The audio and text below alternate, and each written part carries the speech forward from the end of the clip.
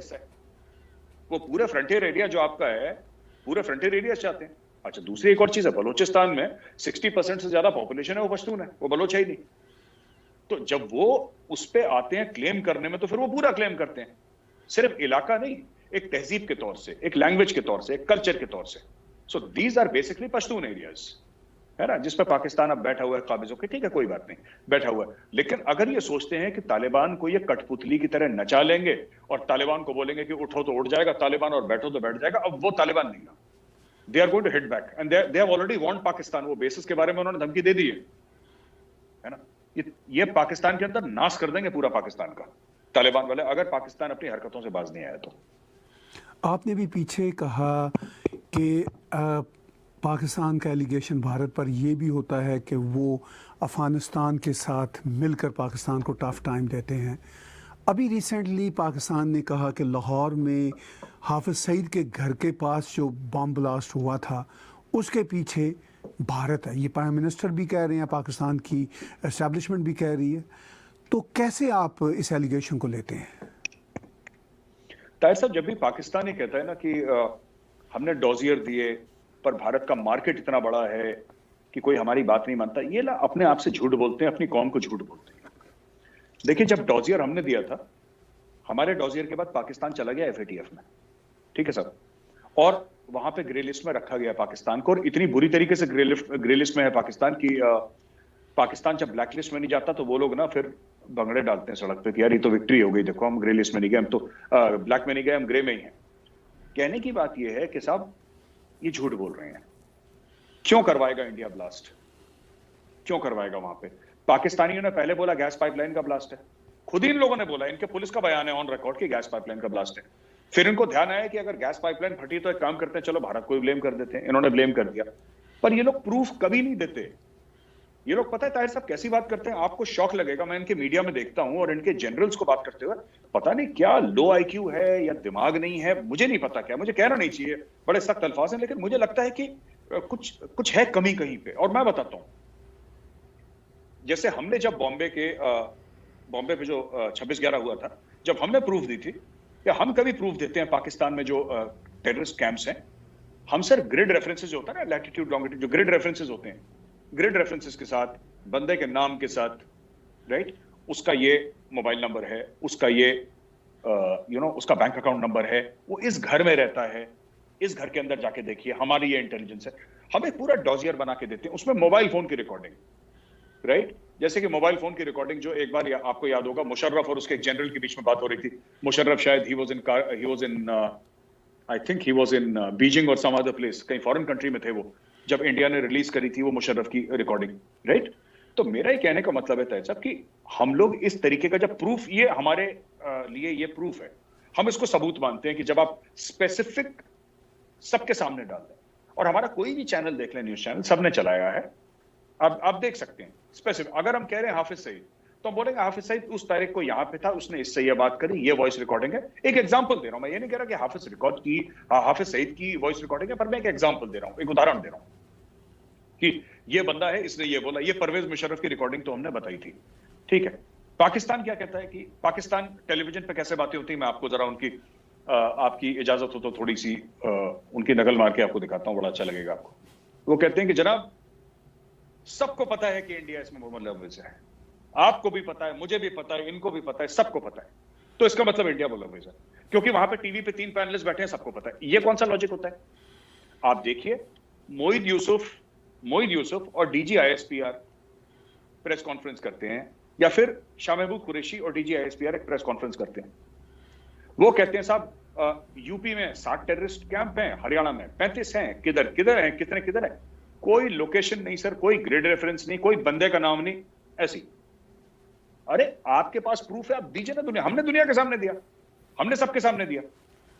हमने बोला, ये देखिए, हमने वकील दिया जब हमने उसको पकड़ा था, क्या नाम कहते हैं आपका, जो कसाब था, अजमल कसाब का वकील ऑन रिकॉर्ड है, उसकी सबके सामने ट्रायल लगी। अब मैं पूछता हूं कि कुलभूषण जाधव का, जबकि कुलभूषण जाधव इनोसेंट है, मैं दोनों को कंपेयर नहीं कर रहा,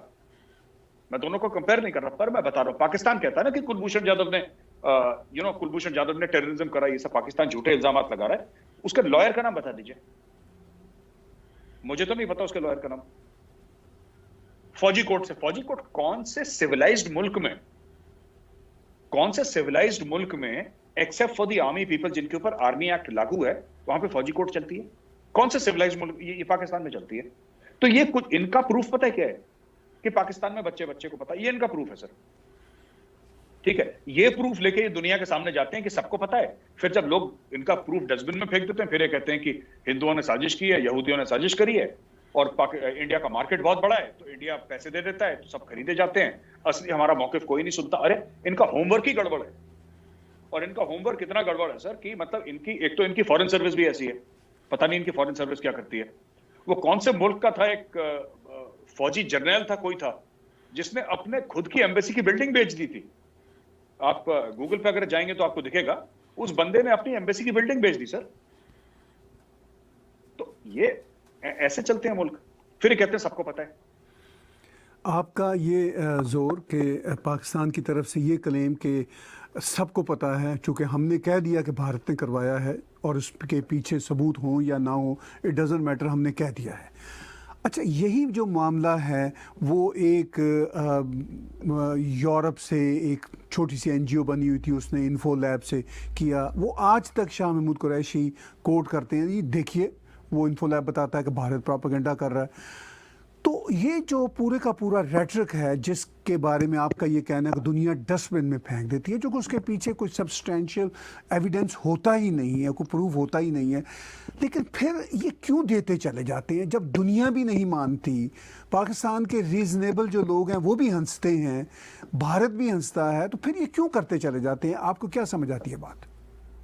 सर मैं आपको बता रहा हूं कि कोई भी किसी ने कुछ बोला, ठीक है ना, वो डिसइंफो लैब की रिपोर्ट भी हमने पढ़ी, उसमें कुछ एलिगेशंस थे, वो पढ़ रखी है मैंने, उसमें भी प्रूफ नहीं था, उसमें कुछ कुछ बातें बोल रखी थी। आप प्रूफ लाइए, प्रूफ जो एक सिविलाइज्ड कंट्री, एक मॉडर्न कंट्री के कोर्ट ऑफ लॉ में जो प्रूफ चल जाए, मैं उसको प्रूफ मानता हूं। आप वो प्रूफ लाइए। आप इंडिया को छोड़ दीजिए, ठीक है ना, इंडिया को तो वैसे भी पाकिस्तानी दुश्मन मुल्क मानते हैं। आप अमेरिका की कोर्ट में जो चल जाए, यूके की कोर्ट में चल जाए, फ्रांस, जर्मनी, इटली की कोर्ट में चल जाए, आप वैसी प्रूफ लाइए, फिर हम मान लेंगे आपकी प्रूफ।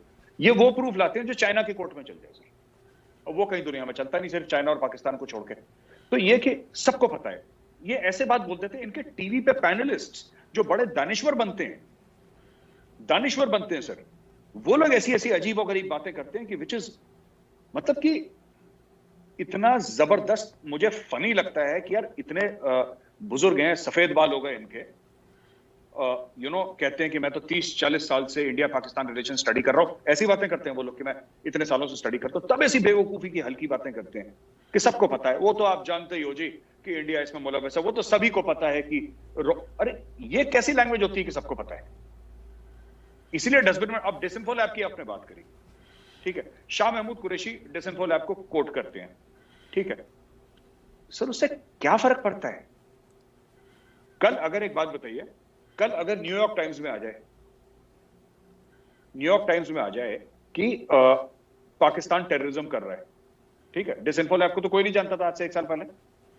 आपने न्यूयॉर्क टाइम्स में आ गया, और न्यूयॉर्क टाइम्स में पाकिस्तानी आर्मी की पोल कई बार खुल चुकी है, पहली बार नहीं खुल रही, वॉशिंगटन पोस्ट में कई बार खुल चुकी है।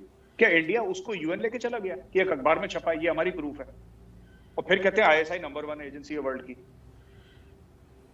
ये कैसी नंबर 1 है सर? ये नंबर 2 है पूरी। नंबर 2 का मतलब आप भी समझ रहे हैं कि सब कॉन्टिनेंट में नंबर 2 किसको कहते हैं। ये नंबर 2 है सर, ये नंबर 1 नहीं है। ये आपने कहा कि पाकिस्तान की तरफ से ऐसे प्रूफ लाए जाते हैं जो दुनिया के किसी भी सिविलाइज कंट्री में नहीं चल सकते, लेकिन चाइना की कोर्ट में शायद चल सकते हों। पाकिस्तान के प्राइम मिनिस्टर इमरान खान ने रिसेंटली चाइना के कम्युनिज़म को बहुत प्रेज़ किया।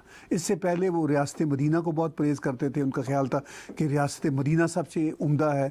जब वो प्राइम मिनिस्टर नहीं थे तो तब वो स्कैंडिनेवियन कंट्रीज़ की तरह जो वेलफेयर निज़ाम है वो लाना चाहते थे। अब वो चाइनीज़ कम्युनिज़म के साथ हैं, चाइना से कोई पैसे भी नहीं मिल रहे। तो ये सारा जो भंबल भूसा है, ये आप इसको कैसे देखते हैं जियो पॉलिटिक्स के कॉन्टेक्स्ट में?